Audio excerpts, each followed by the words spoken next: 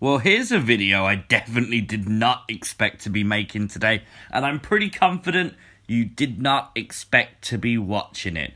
Could the WWE Hacker be coming back?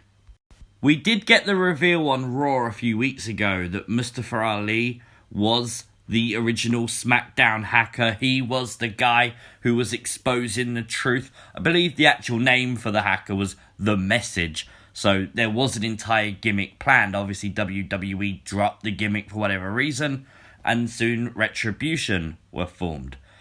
But how are WWE going to bring back the hacker when we know who the hacker is? It could be very interesting. And the hint is taken from the match we saw on Raw. It was obviously Reckoning versus Dana Brooke. Who was shocked like I was that it was actually Mia Yim under that mask? I had no idea at all. But this match ended very quickly, but the ending was interesting. Dana Brooke picked up the victory, and that led Mustafa Ali to have a go at Reckoning. He told her there was no failure in Retribution. He did not accept that failure.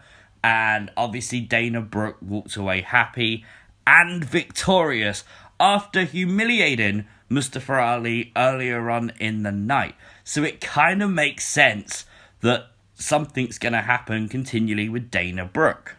Well, Dana Brooke has continued this story on her Twitter. She went to Twitter and posted a picture of her battle scars saying, "Keep taking cheap shots, Mia Yim, and play dirty with your Retribution clique. I can play dirty too. Leave Mustafa Ali out of it, or I'll slap him around again." That led T-Bar from Retribution to reply after a little bit of back and forth, saying, "Oh, Dana, least we forget, Mustafa Ali is The Message WWE, the hacker account. We are knee-deep in your dirt. Surveillance videos, text messages, emails. You were not randomly jumped. You were a targeted attack for a very specific reason. But you already know why. Hashtag Retribution." So that is a clear indication that whatever was going on at the base level with the Smackdown Hacker is still going on. They still have the information that they collected in the past, or brand new information that they've collected since. If that's the case, then it's very, very clear that the hacker story could be coming back. It was only on the 17th of November we actually saw that the Retribution hacked WWE's official Twitter page. They posted videos over fleets saying how they basically joined Retribution, how Mustafa Ali helped them join Retribution, how they got their names. To be fair, complete segments that should be broadcast on Raw so the world can see and understand the story and actually like the story. Bit awkward, but it's still a hack. It still happened. And the fact it's still happening is super, super cool. Yes, you lose the fact that you don't know who the hacker is. We know who the hacker is.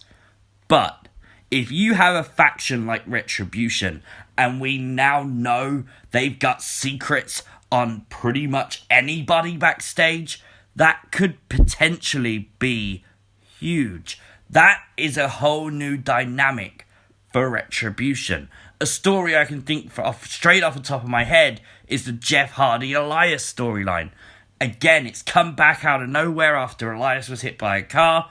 They've had a few matches now, but it doesn't seem to be ending.